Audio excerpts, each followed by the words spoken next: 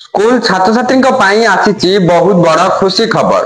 बर्तमान जहाँ भी किसी नुआ सूचना मिली चलतु आउे न करी फटाफट अपडेट जाना पूर्व वीडियो को लाइक करी चैनल को सब्सक्राइब करी बेल आइकन को प्रेस करी ऑल रे क्लिक करी रखा जमारे भी भूलु ना कहीं जहाँ भी किसी नुआ नुआ अपडेट आसूची चैनल माध्यम सर्वप्रथम देखा पाइबे।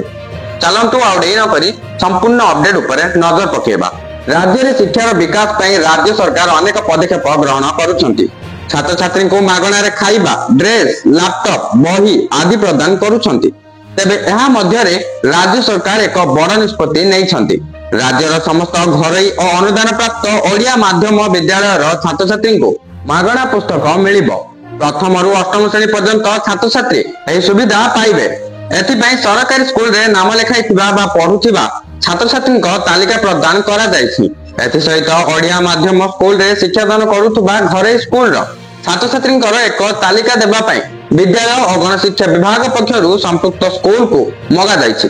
एने ओडिशा शिक्षा कार्यक्रम प्राधिकरण असेपा पक्षरु समस्त जिला शिक्षा अधिकारी बा डीओ और ब्लॉक शिक्षा अधिकारी बा बीओ को पत्र लेखा जायछि।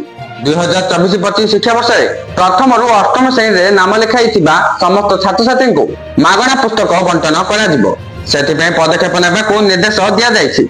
एने text book production and marketing बा टीबीपीएम को पुस्तक छापिबा और बंटन दायित्व दिया जायछि। एही संस्था उभय सरकारी और घरे स्कूल रे पुस्तक बंटन करिवो। बर्तमान जहाँ भी किसी नुआ सूचना मिली मु आपण मानकु जणाई सारली। वीडियो को शेयर करी समस्त पाखरे अपडेट पहुंचाई दियंतु।